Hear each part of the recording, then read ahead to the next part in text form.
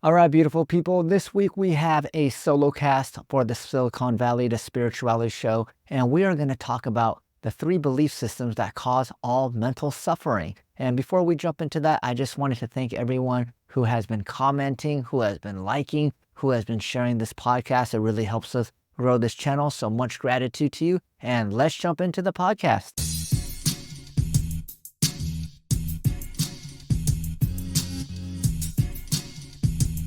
All right, we are back. Okay, so this week, what I wanted to talk about was the 3 beliefs that cause all mental suffering. And I actually learned about this framework through one of my favorite spiritual teachers, Aaron Abke.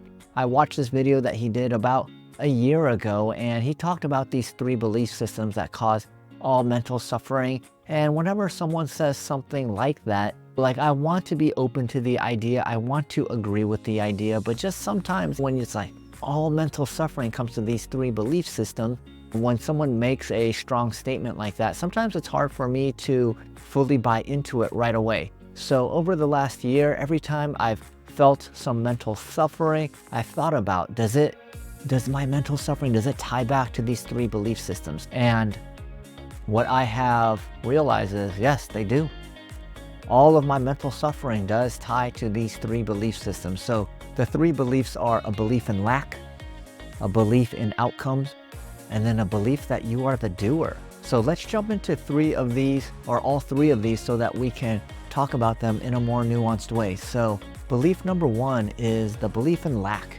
I am not good enough. I am not worthy enough. I am lacking a certain skill set. I am lacking charm. I am lacking confidence. Whatever it is, we all have this feeling of lack. And when we have this feeling of lack, it leads to a feeling of sadness, of depression, of anxiety. And one of my favorite teachers is Bashar. Bashar is a 4th entity that is channeled by a person named Daryl Anka. And Daryl Anka talks about worthiness in a pretty interesting way. He says that all that is cannot be all that is without me, without you, without everyone else that is listening to this podcast, and that the universe does not make mistakes. So just the fact that we exist shows that we are worthy.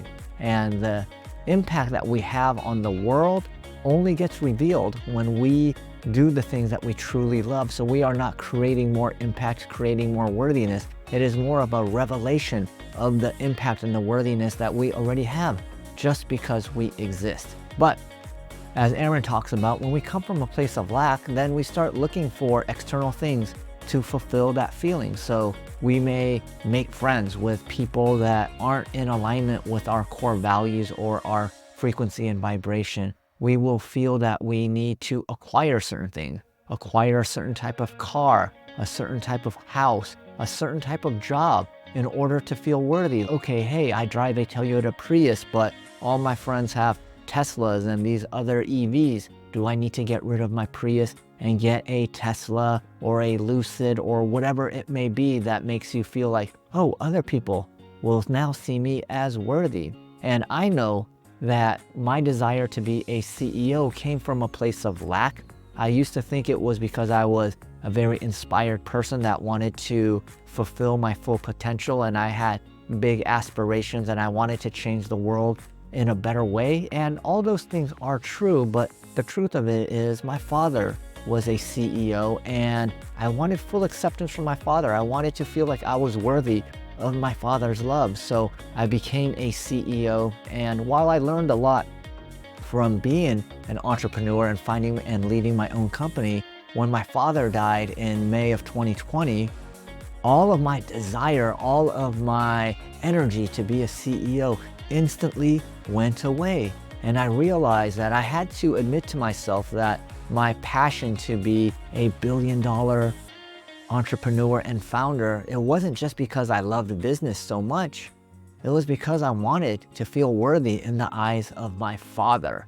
And because I didn't feel worthy, I did a lot of different things that I thought would make me feel more worthy. I took jobs that I didn't really like. I networked and made friends and hung out with people that really weren't in alignment with who I was. I went and purchased and acquired things that, yeah, they were nice, they were cool to have, but ultimately it only gave me a day, a week, maybe a full month of joy. Then it was back to feeling this feeling of lack and having this scarcity mindset and feeling like I need to find something outside of myself in order to feel whole and complete. And based on what Bashar says and based on my own experience over the last 3 years is I realized that I am whole and complete. I don't need to prove myself or be worthy to anyone in order to feel this wholeness and completeness. And when I could come from a place of wholeness and completeness, instead of making decisions that would make me feel more worthy or would satisfy this belief in lack, I started making decisions based on what was in true alignment with my spirit and soul.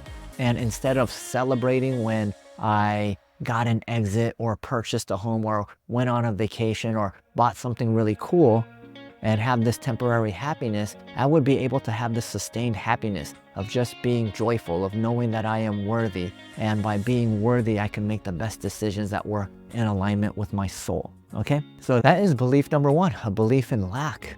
And so belief number two is a belief in outcomes. If I get the outcome that I want, I am going to be happy. If I win this court case, my life is going to be awesome. If I lose this court case, then my life is going to be horrible. If I get this promotion at work, yes, I will finally feel like I made it. If I don't get this promotion at work, my colleague that got the promotion, he probably cheated, he probably played some political games, or whatever mental gymnastics one has to do. But usually what happens when you have a belief in outcomes is that you become extremely frustrated, angry, judgmental, mad at yourself, mad at other people that get in the way of the outcome that you desire.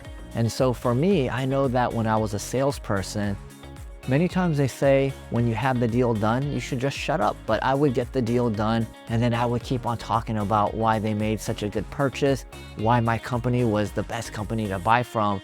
And sometimes I would talk myself out of a deal. And when I talked myself out of a deal and I didn't get the outcome that I wanted, then the self-loathing, being mad at myself, all of these negative feelings about who I am. I'm so stupid, I'm so dumb. I talked myself out of a deal. All of these things would come flooding back into me and I would get into this state of mental suffering. And so this isn't just with myself. If I perceived other people getting in the way, oh, my employee said something that killed the deal, or my kids made me late and now I'm not gonna XYZ, whatever that may be. Start getting mad at my kids or at other people and really focusing my vitriol on the fact that they got in the way of the result that I wanted.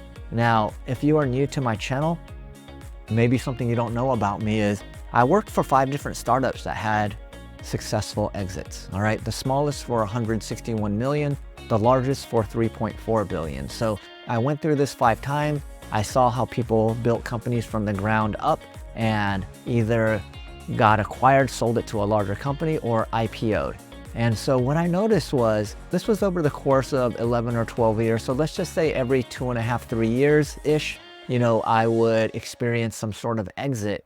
And what I noticed was that we would have temporary happiness. We would be happy for a few days, maybe even a week, maybe even a month. And then after that, it was back to business as usual. And in order to hit these revenue numbers, these goals that allowed us to get acquired or to go public, it would require us to sacrifice our time, our health, our relationship, all towards to drive towards these outcomes that we thought would give us long-term joy and happiness, but only gave us like a temporary dopamine and serotonin boost. And then it was back to life again. And after going through this cycle 5 times in a row, I started realizing, am I willing to sacrifice 2 to 3 years of my life in order to experience joy for a week or two?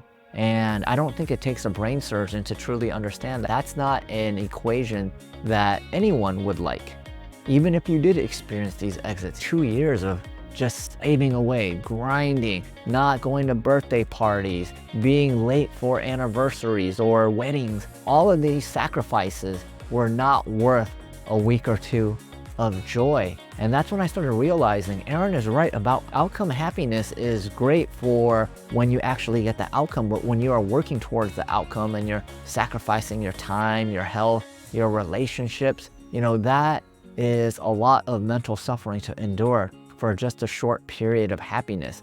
And if you are into the law of attraction or manifestation, one of my favorite quotes about manifestation is, you don't manifest what you want, you manifest who you are. So if your happiness is conditional on an outcome, I will be happy when I manifest a house. I will be happy when I manifest that promotion. I will be happy when I manifest my twin flame. Inadvertently or counterintuitively, what you're putting out into the universe is, I'm not happy right now until I get X. I'm not happy until I get Y. And so what does the universe give you?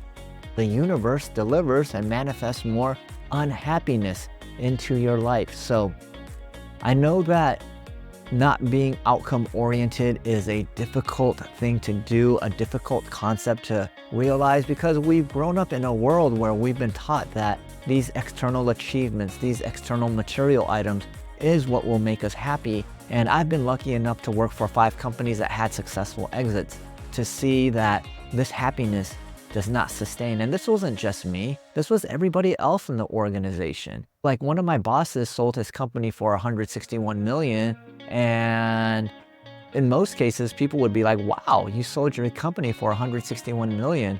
And he felt like a failure because he thought he should sell it for 1.6 billion. He wanted to be 10 times of a even greater acquisition number. And it's really interesting when you start seeing these types of patterns repeat over and over. And I start seeing, oh wow, he is coming from such a place of lack that 161 million wasn't a large enough number. He needed this even bigger outcome, right? So he had this strong belief in lack, which then gave him this strong belief that outcomes is what would satisfy him. And ultimately, having experienced this 5 times in a row, I came to realize that outcomes do not give you happiness. Outcomes will give you a temporary dopamine boost, but if you want long-term joy, purpose, and fulfillment, that is a way of being. It's not something that you achieve or an outcome that happens. It's what you choose to show up as every single day. And I choose to show up as a joyful person, as someone that celebrates my wins and learns from my losses. Or I don't even like to call them losses anymore. I either win or I have learning lessons.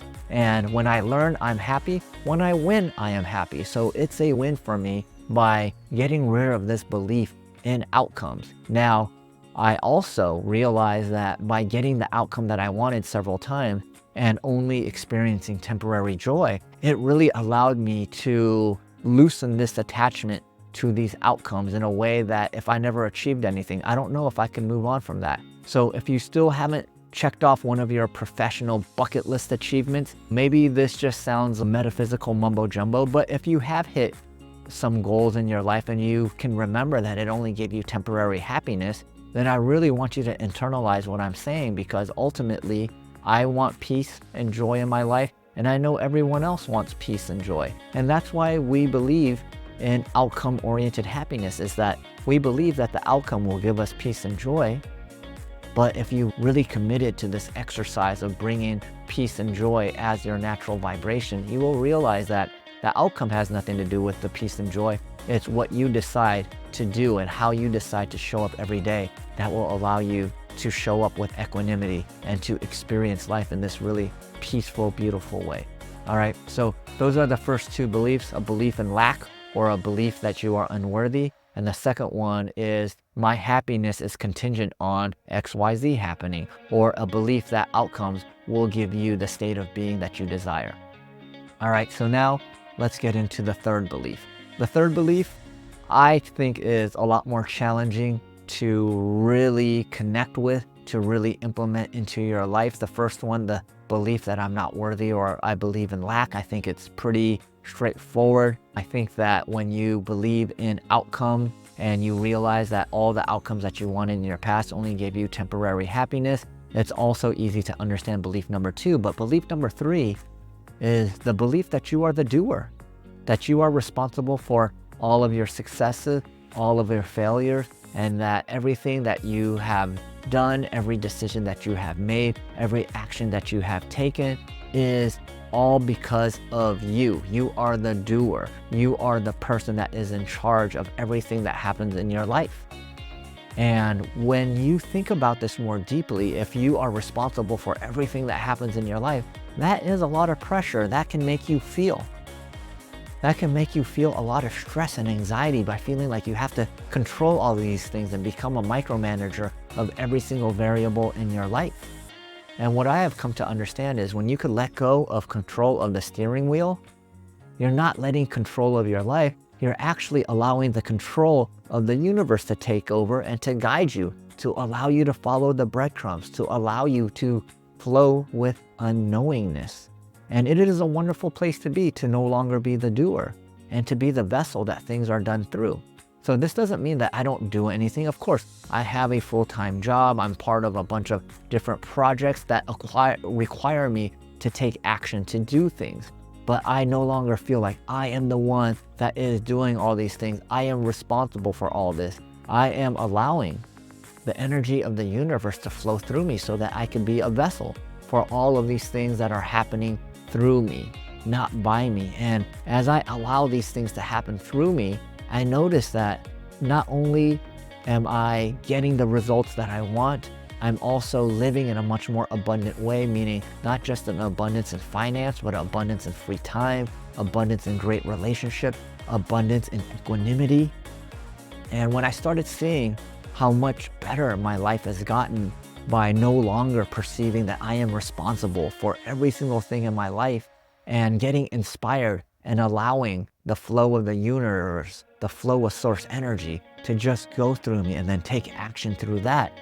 Not only have I hit my goals, but goals that I never thought of seem to get accomplished as well. And the best way that I can describe this is that as I started noticing all of my mental anguish and mental suffering came from these three belief systems, and instead of being unworthy, being attached to outcomes, being the person that feels like they are the doer, as I started really cultivating and implementing these belief systems, or identifying that these belief systems are putting me into this mental state of suffering, my life just got more beautiful.